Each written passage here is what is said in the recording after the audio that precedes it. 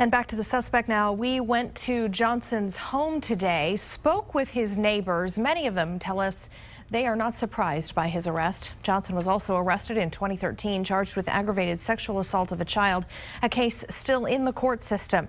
This is what one neighbor told us about him. People here are tired of him. They're tired of you.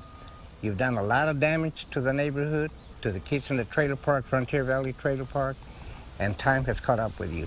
Paybacks. According to court documents, Johnson has a hearing scheduled for June the 30th on the charge he faces of sexually assaulting a child. Johnson is a recognizable face to many people in Austin. For years, he has been vocal about people's towing rights, making his opinions known to City Council and Austin Police. Tonight, KXAN's Amanda Brandeis sits down with a retired Austin police officer who gives us some insight into why criminals sometimes involve themselves in their own investigations.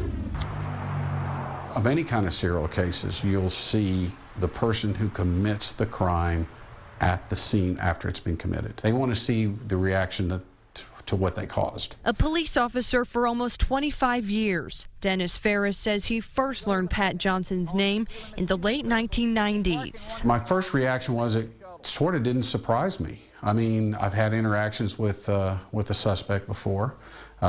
He was a frequent visitor to City Hall. Today I'm going to talk to y'all something that's affecting our entire community across all the districts, which is predatory towing. Ferris says Johnson wanted to be heard and would sometimes get agitated when he spoke. We asked Ferris why a suspect would risk going back to the scene of their own crime. People that commit arsons do the same thing. They will go and stand around when a fire's burning after they've set it and watch the fire burn. They may even be the person that called 911 to report the fire. Ferris says he won't say the suspect's name and wants people to start talking about the victims, like Kenneth Johnson, who suffered brain damage from a rock-throwing incident in 2014. You can't give what he took from that man back to that man. And now that he's caught, we need to focus on the victims of this guy. Victims who've had to wait too long for answers. Amanda Brandeis, KXAN News.